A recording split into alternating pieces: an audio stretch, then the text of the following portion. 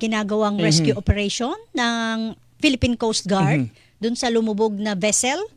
MV Tricia Christine 3. Yan. Dyan sa may Basilan. Nasa linya po natin ang tagapagsalita ng Philippine Coast Guard, si Captain Noemi Cayabyab. Good morning po, Captain Cayabyab, Morning, ma'am. Captain. Yes, good morning po, Ma'am Tuesday, Sir Christian, at sa lahat po na sumusubaybay sa inyong programa. Unang tanong, Captain, kumusta yung ginagawa nating search and rescue operations? Meron ba tayong latest na impormasyon kaugnay ng insidente ng paglubog ng MV Tricia Christine 3?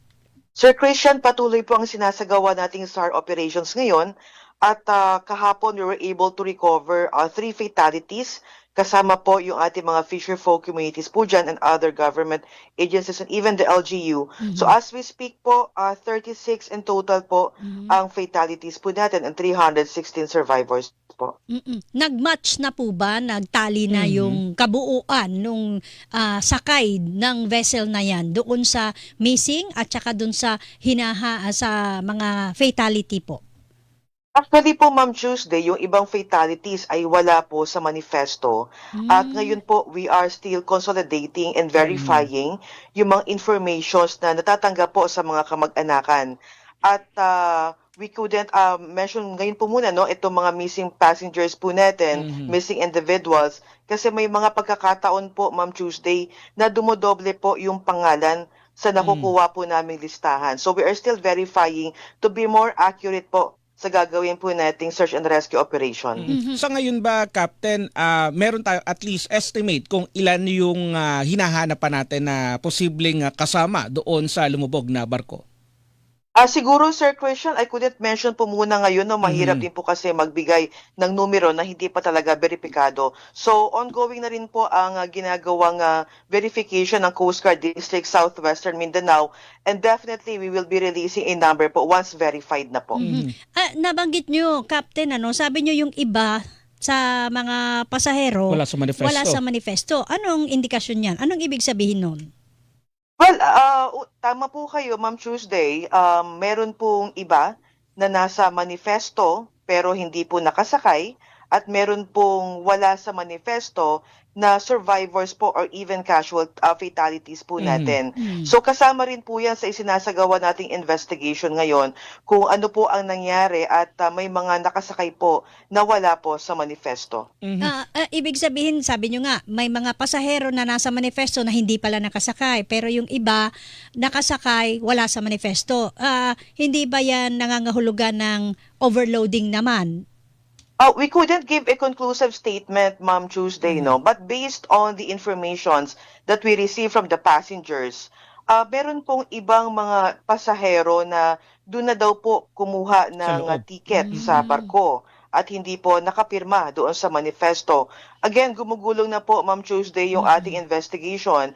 At ang direktiba naman po ng Secretary of Transportation, this will be a full-blown investigation together with Marina para makita po ang lahat ng anggulo kung paano po at bakit nangyari ang insidenteng ito. Ano ba yon? Wait lang, Christian. Ano ko lang. Nangyayari po ba talaga yon na yung mga pasahero ay doon na kumukuha ng ticket sa barko at hindi na nakapipirma dyan sa manifesto? Normal po ba yon? Well, hindi po siya normal, Ma'am Tuesday, Dapat po kukuha ng ticket at ilalagay po yung pangalan sa manifesto. At ang usually, Ma'am Tuesday, if I could just mention, before the Philippine Coast Guard conducts the pre-departure inspection, ang responsibility po ng kapitan is mag-submit po na Master's Declaration of Safe Departure. Nakalagay po dyan yung numero ng pasahero na nasa barko at nasa manifesto. So yun po dapat ang gagawin.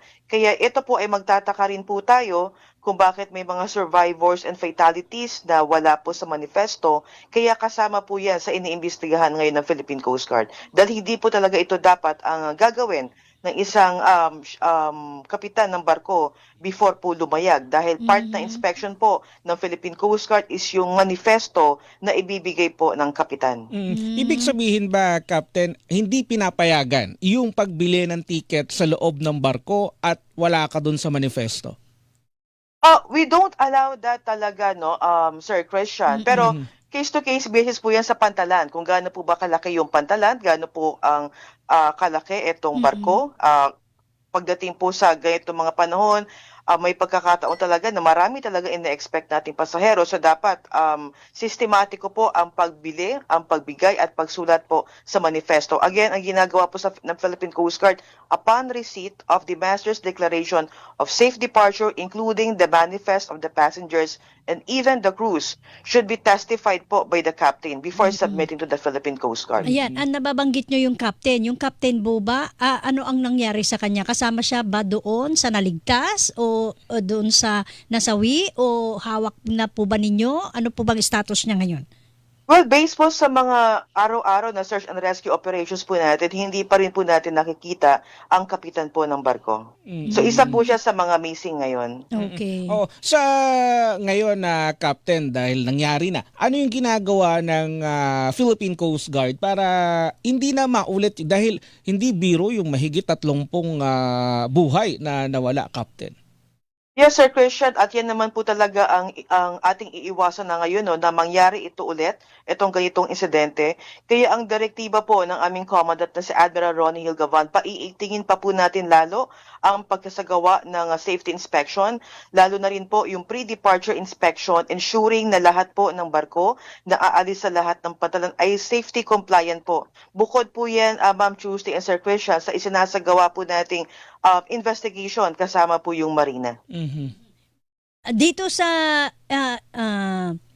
insidente naman po nung nawawala namang mga sakay, siyam pa raw na nawawala nung lumubog naman na MBCA Amihara sa Davao Gulf. Ano po ang update ng Coast Guard dyan, ma'am? Well, ongoing pa rin po ang ating search operations dyan, Ma'am Tuesday. At hindi rin po natatapos yung ating isinasagawang investigasyon dyan just to find out ano po pa talaga yung cause ng paglubog nito motorboat Amihara. Sabi po, umabot na sa Indonesian waters yung search and rescue operation. Tama po ba?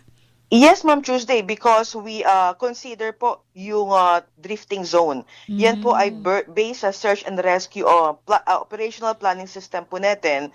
So just to make a high probability of locating these missing individuals, nakita po natin sa system na ito, yung possible drifting zone po niya ay sa Indonesian territory. Kaya tayo po ay nag-tap na rin sa Indonesian government to help us in assisting us in conducting these rescue operations po. Pero ma'am, ang latest dyan, siyam pa rin yung hinahanap natin? Yes, tama po kayo. Siyam pa rin po. Alright. Oh, yun lang muna sa ngayon, Captain Kayabyab, ma'am. Makikipag-ugnayan po ulit kami sa inyo pag may bagong development kayong nakuha. Salamat po. Thank you po, Ma'am Tuesday and Sir Christian. Good morning po. Good morning po sa inyo. Ang kinikilingan, walang pinoprotektahan.